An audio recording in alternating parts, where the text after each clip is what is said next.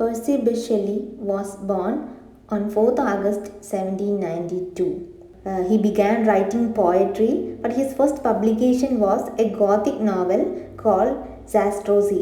അദ്ദേഹം പോയട്രിയാണ് എഴുതി തുടങ്ങിയതെങ്കിലും ആദ്യമായിട്ട് പബ്ലിഷ് ചെയ്തത് ഒരു ഗോത്തിക് നോവലാണ്.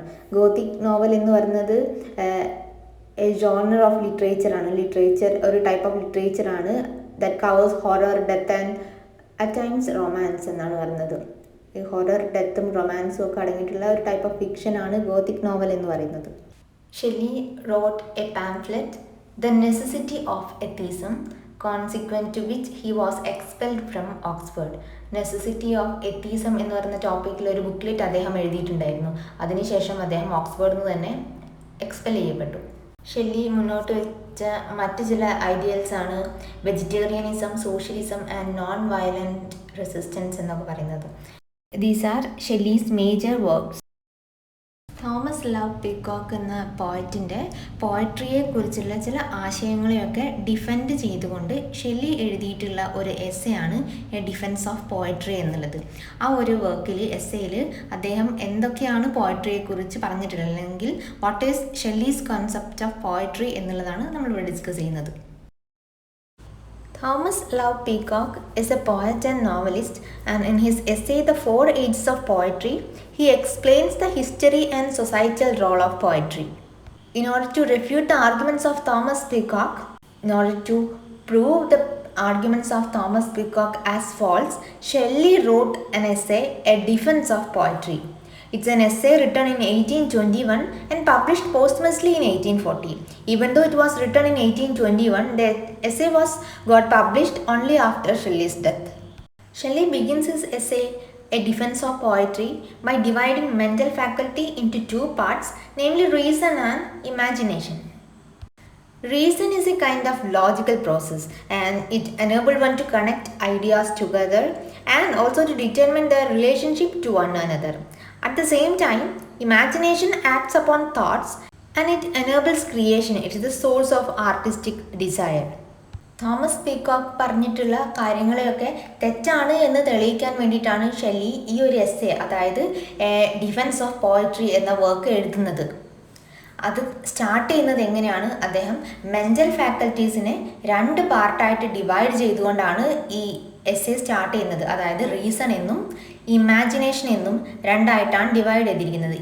റീസൺ എന്ന് പറയുന്നത് നമ്മളെ യുക്തിയായിട്ട് ബന്ധപ്പെട്ടുള്ള കാര്യങ്ങളാണ്. അതൊരു ലോജിക്കൽ പ്രോസസ്സാണെന്ന് പറഞ്ഞു. നമുക്ക് ഒരുപാട് ഐഡിയാസ് ഉണ്ടെങ്കിൽ, ആശയങ്ങൾ ഉണ്ടെങ്കിൽ അതിനെയൊക്കെ തമ്മിൽ കണക്ട് ചെയ്യാൻ പറ്റുന്നത് നമ്മളുടെ ആ ഒരു യുക്തിബോധം കൊണ്ടാണ്.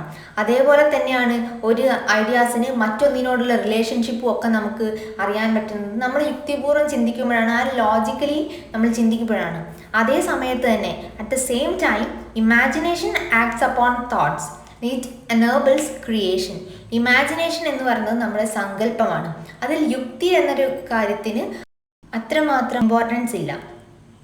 ആൻഡ് ഈ ഇമാജിനേഷനിലൂടെയാണ് നമുക്ക് ക്രിയേറ്റിവിറ്റി ഉണ്ടാവുന്നത് എന്നാണ് പറയുന്നത്. ക്രിയേറ്റിവിറ്റി എന്ന് പറഞ്ഞാൽ എന്താണ്? നമ്മൾ എന്തെങ്കിലും ഒന്ന് ഉണ്ടാക്കിയെടുക്കുക അല്ലെങ്കിൽ ഇൻവെൻറ്റ് ചെയ്യുന്നതാണ്.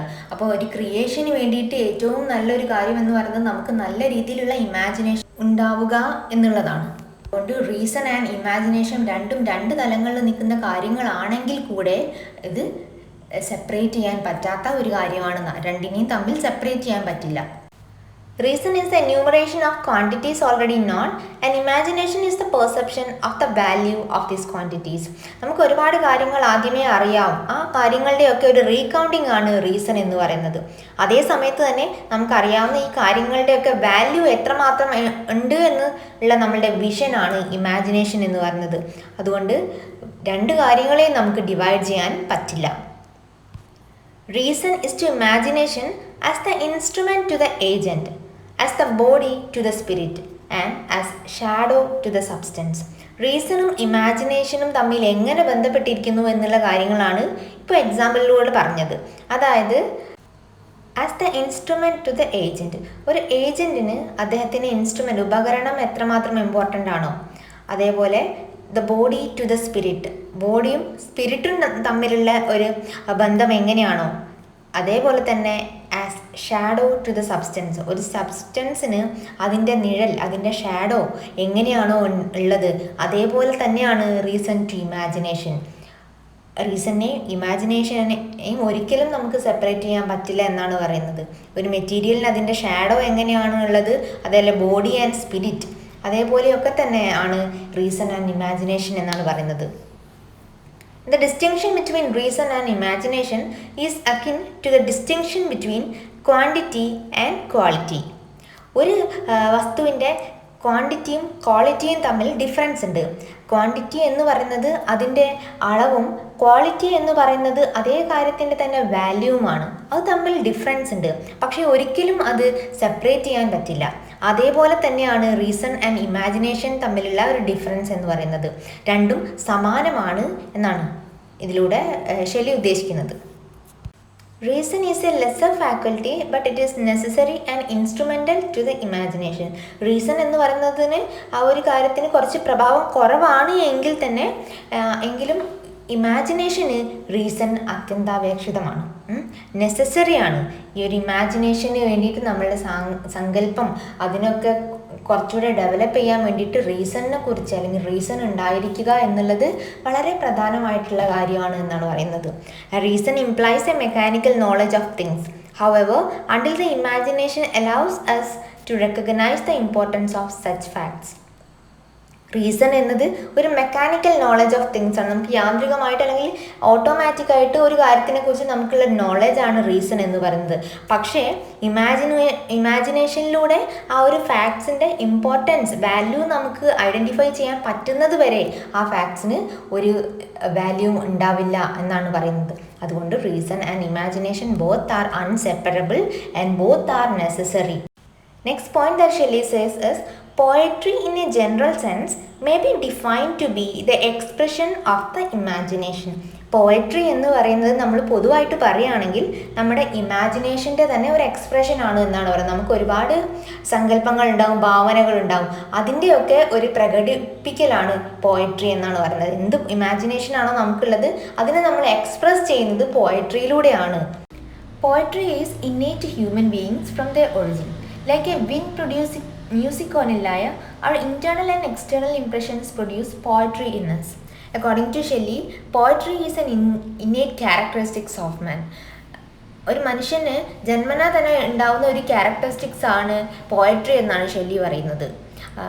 ഒരു മ്യൂസിക്കൽ ഇൻസ്ട്രുമെൻ്റ് ആയിട്ടുള്ള ലയർ, അതിലൂടെ വിൻഡ് പാസ് ചെയ്യുന്ന സമയത്ത് അത് എങ്ങനെയാണോ മെലോഡിയസ് ആയിട്ടുള്ള മ്യൂസിക് ക്രിയേറ്റ് ചെയ്യുന്നത്, അതേപോലെ തന്നെയാണ് നമുക്ക് ഒരു മനുഷ്യന് ഇൻറ്റേർണലി ഓർ എക്സ്റ്റേർണലി ഉണ്ടാവുന്ന തോന്നലിലൂടെ തന്നെയാണ് ഒരു പോയട്രി പ്രൊഡ്യൂസ് ആവുന്നത് എന്നാണ് പറയുന്നത്. അതായത് poetry is man's real and outward expression of his imagination. That is a human being is that body with a imaginative soul. Poetry is the expression of imagination എന്ന് നമ്മൾ already പറഞ്ഞതാണ്.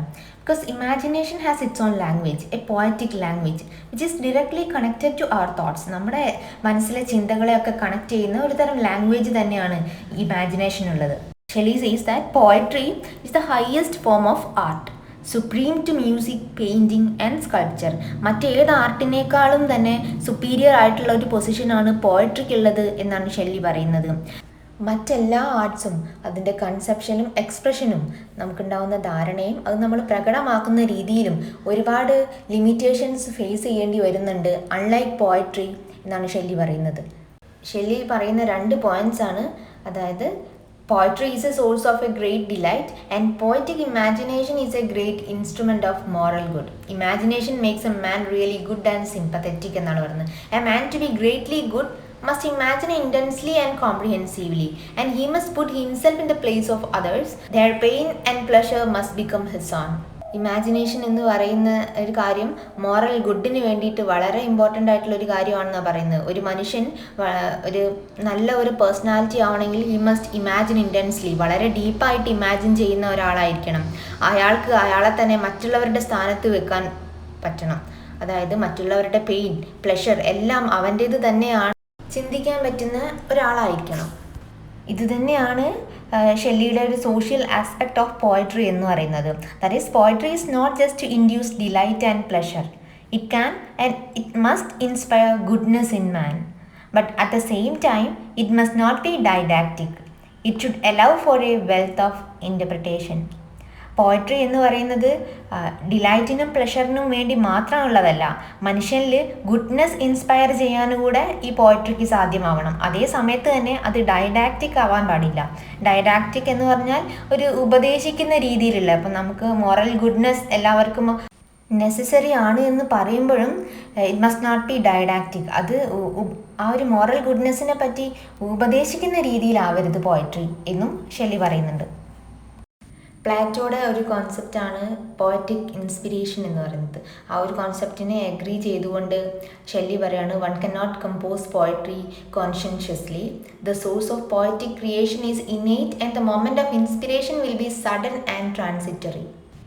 He believes that when composition begins, inspiration is already on the decline. Like all romantics, he also believed that source of creation is internal to the poet. Shelley says that one cannot say, I will compose poetry. Not even a great poet can say it. ഞാനൊരു poetry compose ചെയ്യാൻ പോവുകയാണ് എന്നൊന്നും ആർക്കും പറയാൻ പറ്റില്ല. Because the composition of poetry is uncontrollable. Because poetry is innately human. നമുക്ക് ഒരു poetry എഴുതാനുള്ള എന്തെങ്കിലും ഒരു പ്രചോദനവും കാര്യങ്ങളൊക്കെ നമുക്ക് ഇൻറ്റേർണലായിട്ട് ഉണ്ടാവുന്നതാണ്. The source of creation is internal. നമുക്ക് എന്തൊരു ഇൻസ്പിരേഷനും അത് ഒരു സെക്കൻഡിൽ നമുക്ക് ഇൻറ്റേർണലായിട്ട് ലഭിക്കുന്ന ഒരു കാര്യമാണ്. And we have no control over when or how inspiration strikes. നമുക്കൊരു പോയട്രി എഴുതാനുള്ള എന്തെങ്കിലും ഒരു ഇൻസ്പിരേഷൻ അത് ഏത് മൊമെൻറ്റിൽ ഉണ്ടാകുമെന്നോ നമ്മുടെ മനസ്സിൽ തോന്നുമെന്നോ അല്ലെങ്കിൽ അത് എത്ര കാലം എത്ര നേരം അത് ലാസ്റ്റ് ചെയ്യുന്നൊന്നും നമുക്ക് പ്രെഡിക്റ്റ് ചെയ്യാൻ പറ്റില്ല. ഇവിടെ ഷെല്ലി പറയുന്നുണ്ട്, mind in creation is as A fading call എന്ന് പറയുന്നുണ്ട്. നമ്മളെ ക്രിയേറ്റീവായിട്ടുള്ള ഒരു മൈൻഡ് അല്ലെങ്കിൽ ആ മൈൻഡ് ഇൻ ക്രിയേഷൻ എന്ന് പറയുന്നത് ഒരു ഫെയ്ഡിങ് കോൾ പോലെ വളരെ ക്ഷണികമായിട്ടുള്ള ഒരു കാര്യമാണത്. ഒരു വിൻഡ് എങ്ങനെയാണോ ഒരു താൽക്കാലികമായിട്ടുള്ള ഒരു ബ്രൈറ്റ്നെസ് ഉണ്ടാക്കുന്നത്, അതേപോലെ തന്നെയാണ് നമുക്ക് നമ്മുടെ ഒരു മൈൻഡും എന്നാണ് പറയുന്നത്. The moment of inspiration will be sudden and transitory. നമുക്ക് ഉണ്ടാവുന്ന ആ ഒരു പ്രചോദനം, ആ ഒരു ഇൻസ്പിരേഷൻ എന്ന് പറയുന്നത് വളരെ പെട്ടെന്ന് സംഭവിക്കുന്നതും കുറച്ച് നേരം മാത്രം ചിലപ്പോൾ നിൽക്കുന്നതുമായിരിക്കും. അതുകൊണ്ട് ഞാനൊരു പോയട്രി കമ്പോസ് ചെയ്യുകയാണെന്ന് നമുക്ക് വളരെയധികം ചിന്തിച്ച് അങ്ങനെയൊന്നും രചിക്കാൻ പറ്റുന്ന ഒന്നല്ല പോയട്രി എന്നാണ് പറയുന്നത്. കീറ്റ്സിൻ്റെ ഒരു കോൺസെപ്റ്റാണ് ദ പെർമനൻസ് ഓഫ് ആർട്ട് എന്ന് പറയുന്നത്. ആ ഒരു കോൺസെപ്റ്റിനെ റിമൈൻഡ് ചെയ്തുകൊണ്ട് ഷെല്ലി പറയാണ്, poetry thus makes immortal all that is best and most beautiful in the world. It arrests the vanishing apparitions which haunt the interluminations of life. Poetry ഈ ലോകത്തിലുള്ള എല്ലാ മനോഹരമായ കാര്യങ്ങളെയും അനശ്വരമാക്കുന്നു എന്നാണ് പറയുന്നത്. ഇമ്മോർട്ടലാക്കുന്നു, ഒരിക്കലും നശിക്കാത്തവയാക്കുന്നു. ദ വാനിഷിങ് ആപ്പറേഷൻസ് എന്ന് പറഞ്ഞാൽ they are the thoughts residing in the imagination. ഇമാജിനേഷനിലുള്ള നമുക്കുള്ള ആ ഒരു തോട്ട്സും നമ്മുടെ ആശയങ്ങളുമാണ് വാനിഷിങ് ആപ്പറേഷൻസ് എന്നുകൊണ്ട് ഉദ്ദേശിക്കുന്നത്. And poetry allow us to express them with language. നമ്മുടെ ഇമാജിനേഷനിലൂടെ നമുക്കുണ്ടാവുന്ന തോട്ട്സിനെ, നമുക്കുണ്ടാവുന്ന ആശയങ്ങളെയൊക്കെ ലാംഗ്വേജിലൂടെ എക്സ്പ്രസ് ചെയ്യാനായിട്ട് പോയട്രി നമ്മളെ ഹെൽപ്പ് ചെയ്യുന്നു. അതിൽ ഇംപെർഫെക്ഷൻസ് ഉണ്ടാവാം, നമുക്കുണ്ടാവുന്ന സങ്കല്പങ്ങളെയൊക്കെ അതേപോലെ ചിലപ്പം എഴുതാൻ പറ്റണമെന്നില്ല. എങ്കിൽ കൂടെ ഇവിടെ ഷെല്ലി പറയാണ്, however imperfect they are, poetry ensures that they are not wholly lost. ഒരുപാട് ഇംപെർഫെക്ഷൻസ് വന്നാലും അത് കംപ്ലീറ്റ് ആയിട്ടും ലോസ്റ്റ് അല്ല എന്ന് നമ്മളെ എൻഷുർ ചെയ്യാനായിട്ട് പോയട്രിക്ക് സാധിക്കുന്നു എന്നാണ് ഷെല്ലി പറയുന്നത്. ഇത്രയും കാര്യങ്ങളൊക്കെ പറഞ്ഞുകൊണ്ടാണ് തോമസ് ലവ് പീകോക്കിൻ്റെ ആശയങ്ങളെ ഷെല്ലി ഡിഫെൻഡ് ചെയ്യുന്നത്.